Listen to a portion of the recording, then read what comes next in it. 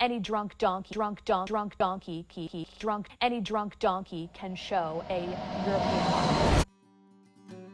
Oh, the donkey. I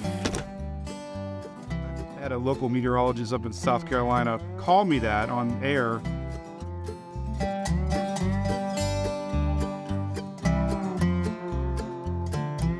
She referred to me as some drunk donkey, and it went viral on the internet. I had a lot of my fans reached out, and they're like, hey, somebody's talking about you on TV. They called you a drunk donkey, and I thought it was kind of funny and turned around and made a t-shirt. The blogger Mike embraced the insult and is now selling Drunk Donkey t-shirts on his site. And the next day we sold like 1,000 t-shirts.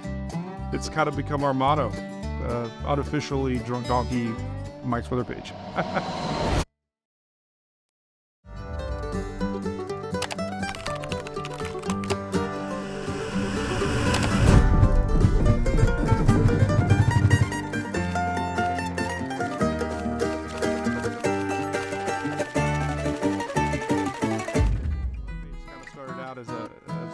Thing for me. It was in 2004.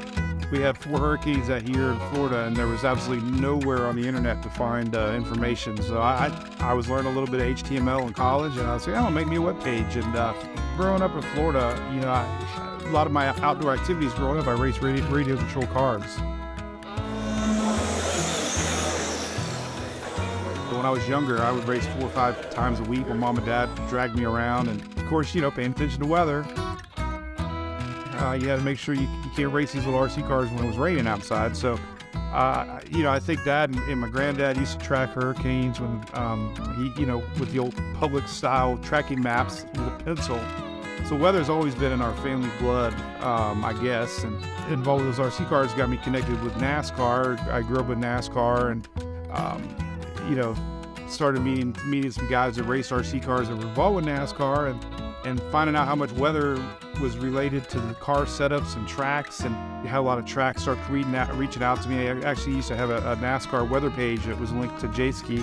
So it was kind of went full circle. I'm very obsessed, and I was obsessed racing, and the weather became an obsession for me, and I put the same amount of passion into knowing the weather, communicating the weather, and going to school for marketing, and it all fell into place, you know, because I had to pretty much market myself and market the page, and you know, here we are today.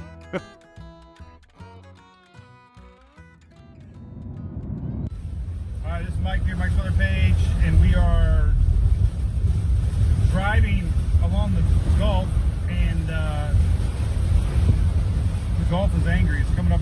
We're actually driving through the Gulf here in the spot, so we're trying to.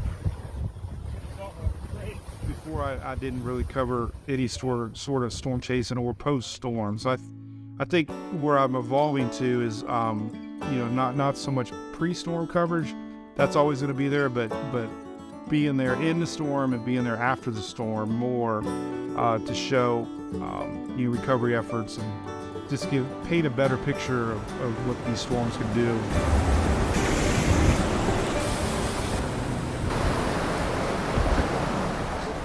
It's not for everybody. I will admit there's some that just say stay home, report the weather.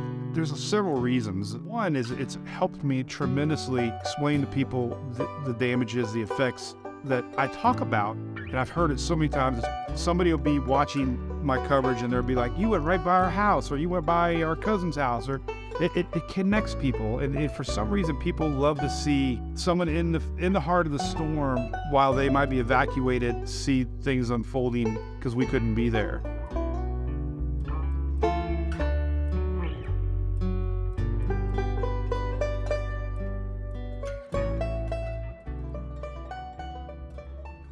You know, it began as a page just for me, and next thing you know, 20 people, 30. I had a little counter on it. I'm like, wow, man, there's people actually coming to the page, a couple thousand a day, and I got excited. It was like an addiction, and I have no problem sharing our whole life. And we go out to the Tampa Bay Rays, we go to the Bucks, we go to the cruises, and we always run into fans, and it's crazy.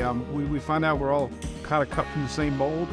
I got letters up here that are, dozens of letters. Christmas cards get mailed now. People make me stuff. The P.O. box, every week we go and there's something there some random fan sends. So It's been really humbling to get to where it's at now, to where I never envisioned it to be when I started. So what's next for Mike's Heritage? Oh man, every year it seems like something happens. It's just bigger and better than the year before.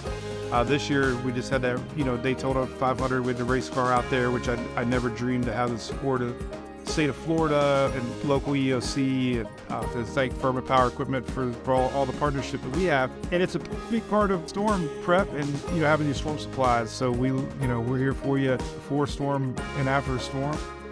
Sometimes I think I hit the top of the roller coaster. There's a Bad Company song called Shooting Star, and I'm always hearing it. I'm like, maybe I reached my peak. I don't know how much bigger we can get. I mean, when I say we're like a community. We live and die by the cone of uncertainty. So our fans we're called coneheads. And so I think it's just staying what we have and maintaining that core group and just expanding, just become the coolest weather site on the planet. and we can all drink beer and cheers and, go from there.